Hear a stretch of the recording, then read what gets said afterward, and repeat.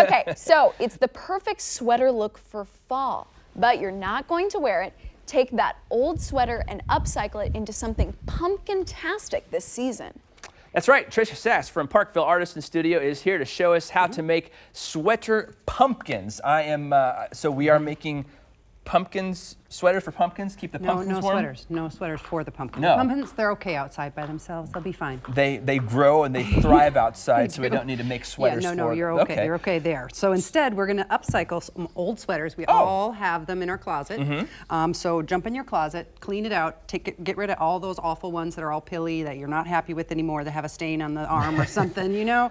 Take those out, and this project really doesn't need much for supplies. Oh, great. I actually used some old pillows. Okay. That, so we know we all have the old pillows that are back in the linen closet. We've thrown them in there, forgot about them, right? All those throw pillows that you don't know what to do with anymore. Take those apart. So we're going to need that. We need scissors. We need twine or string or something like that. Yeah. Nothing spectacular. Everything's pretty basic here. Okay. And we're going to use the sleeves for the pumpkin itself. So I'm just going to cut it off, kind of straight-ish. Doesn't have to be anything exact. You know me, when I do these crafts, I just kind of throw them together. Just kind of go after it, I just go. Is this your old sweater?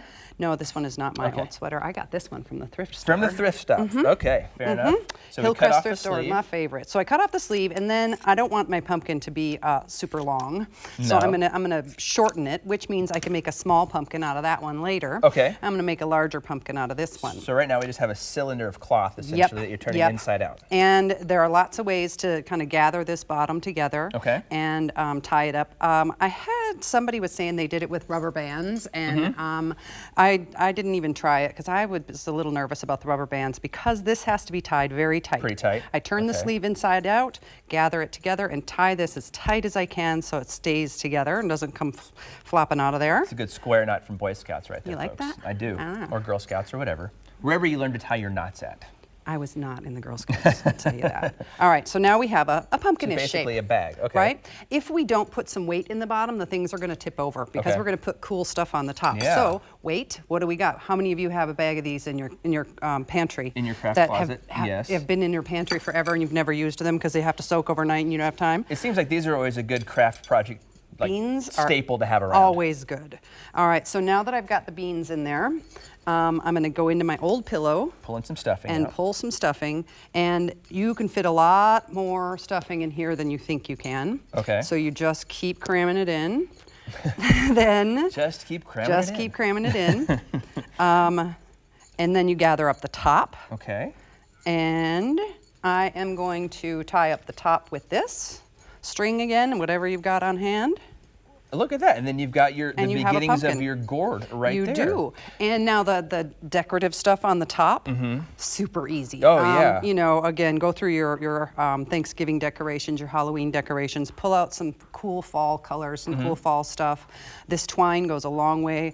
I used a lot of ribbon. I happen to have some of this stuff around. I used some wire to string things on there, anything that sounds like fun, I would just throw it on there. You guys have a project class for this or anything down at your studio in Parkville? We do. Parkville Artisans Studio is going to be selling these, of course. We have lots of them in the shop. But we are going to do a class on these, so I think that would be a super fun fall activity. Bring your family down while they're in town, and we'll put together a class for you. And then you could even, you know, some of these ones that are lighter, maybe you could even do jack-o'-lanterns or something with the kids, and they'd love that too, right? Absolutely. We could pick out some really fun colors, and we can actually put shapes on them that make them like jack-o'-lanterns for the kids. I'm trying to think if I have any old Christmas sweaters at the house we could do this on. Then we could have our holiday Christmas pumpkins all ready to go. You know what?